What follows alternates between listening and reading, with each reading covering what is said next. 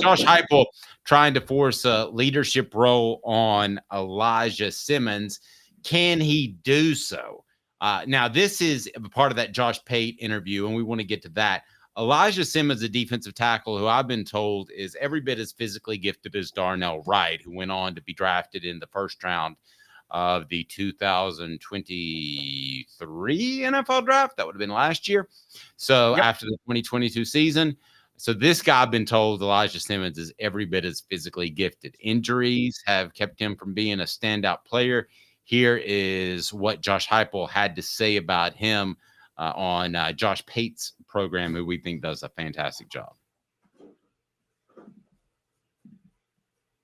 You look at our veteran defensive linemen with the new guys that have come in on the interior, on the edges, you know, how they pour in and coach those guys on a day-to-day basis. I made a point inside of our team meeting after I had sat in the D-line meeting just how intentional a guy like Elijah Simmons, Omari Thomas are in pouring into their young guys.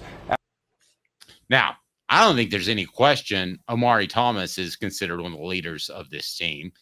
Elijah Simmons, you may not know it, but is on a lot of leadership councils, and he's a guy that's considered a big-time leader. But I think that's clearly a coach also calling out a young man as a player. They want him to be effective and have an impact like now, like tomorrow, like 2024. That's exactly what it is. We have been hearing about Elijah Simmons for 2 years now, haven't we? About how this guy is a rare talent. And whatever you guys think about Jeremy Pruitt, he could scout talent, and he really wanted Elijah Simmons when he recruited Elijah Simmons because he was only a 3-star. He seemed like kind of a nose tackle that was just too slow. Turns out people didn't scout him well. He's got a nose tackle size, but he's wildly athletic for that size, right? Rarely so. Yes. And the problem consistently with Elijah Simmons is you got to find a way to trigger him. You got to get him mad. And it's just, I don't know how you do it, Dave, because some people just can't. You told me this where, you know, Albert Haynesworth apparently is actually the nicest person in the world, and it was too nice, so they had to find a way to trigger him. Well, whatever they did at Tennessee, they awoke an angry beast inside that, like, can't control his anger when he goes the other way. Well, and really it was more Jeff Fisher in the NFL. So, like, to give a little bit of background, and Simmons should be at the very least like this. He should be a man among boys. That's what Haynesworth was. So when he was dominant in college, it was because he was so much better.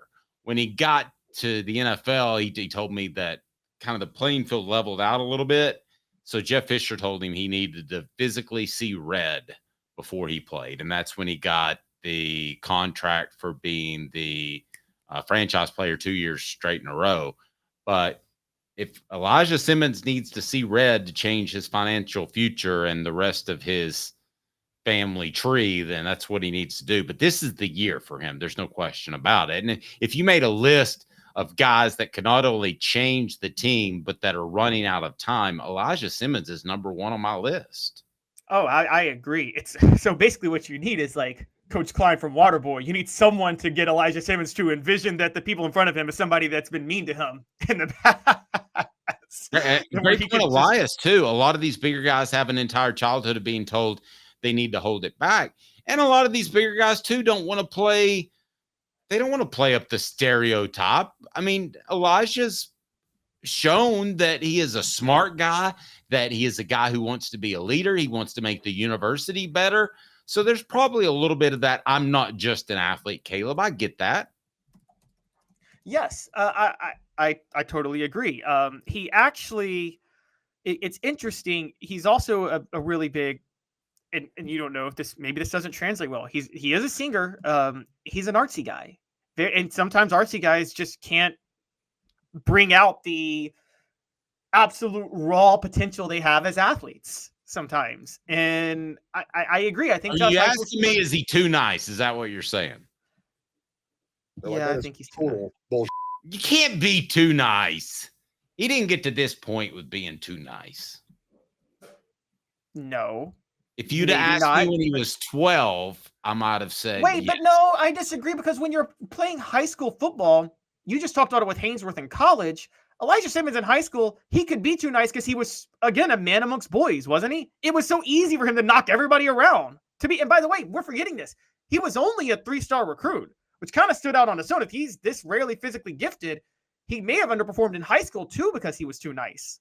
So we're talking about a guy that I'm thinking I think he probably, that's a great point. He probably has been told to hold it back. He's an artsy guy. He likes to sing. I think he's just that type of guy that has not figured out yet how to turn it on the football field where he just lets all of his emotions fly. Well, let me ask you this then, and it's brought to you by, does he have it in him?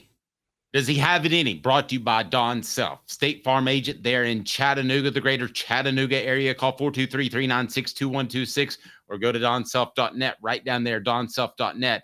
Customer service still matters when you want that claim. I'm telling you, customer service still matters. Everybody wants to save money. But when it comes to that claim, donself.net, donself.net. Sounds like you're wondering aloud if he has it in him. He's a 3-star, should have been dominant coming out of high school. He likes to sing. He's artsy. He's getting called out by Josh Heupel in a national interview. Sounds like you're questioning whether or not he has it in him. Now, to me, I'll tell you from people within the program, they'll say he has had a bad run of injuries, been nicked up, banged up. Ultimately, that's up to him to tell a trainer how hurt he is or injured or not. But that's what I've been told by people inside the building is it's just been a bad run of injury luck. That doesn't hold water at some point, though, right? If we're having the same conversation in 6 months, it's not injuries. No, yes, I agree. Unless you're Billy Ratliff. Billy Ratliff is the one example. Yes, but again, this for Elijah Simmons, this is carried to, again, going back to his college days. And I'm with you. or his high school days, excuse me. I'm just going to bring this up because he said he models his game apparently after Aaron Donald. I think someone forced him to say that because I think the coaches see Aaron Donald in him. And I know that's crazy, but kind of a shorter defensive tackle who wouldn't be the John Henderson type, but can just blow up a play every time. And it's like they're frustrated that he can't get there. I don't know if he doesn't have it in him. Because I will say this, I'm not a therapist, but I think everybody has a level of anger in them that they can unleash. The question becomes, how do you learn how to bring that out and when to bring that out? Dave, I get angry when I'm performing a task and it's not working. Half the time when I do it, I go and I purposely break part of the inanimate object that won't do what I need it to do because I'm so mad at it. Okay, I'm not going to lie. I do that all the time, and it causes problems. Maybe Elias has got to want it for yourself. It's basically what you're saying. You're right. People asking who's nicer, me or Caleb. I'm not sure. I think we're both pretty nice fellas.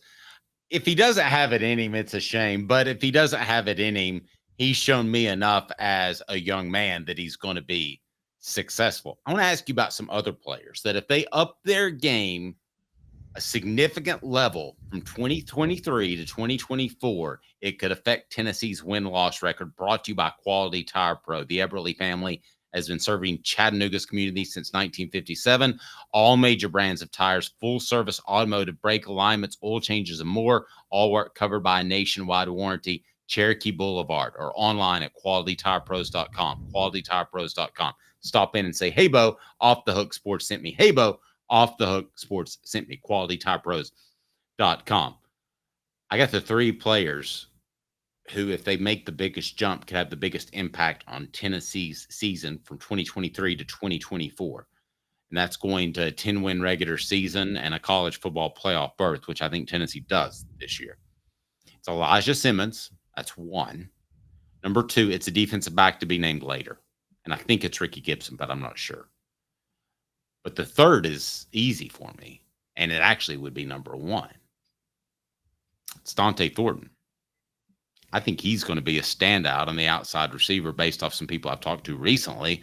Allow that slot receiver to somebody that's better suited with a slot receiver top body. Squirrel. Let Dante play on the outside, and then suddenly you're really big on the outside, the X and the Y, and you're going to be as small and quick at the edge. So I think that's what they're going to do. So those are the 3 guys, probably Gibson and definitely Simmons and Thornton, that I think could take Tennessee to a whole different level win-losses wise. I thought Dante Thornton had that rare athletic ability when he arrived at Tennessee last year, and I said this was like Kevin Durant joining the Warriors with him joining that offense. I'm told he may have that they put him at the wrong spot and they were married to it, which you and I've talked about before.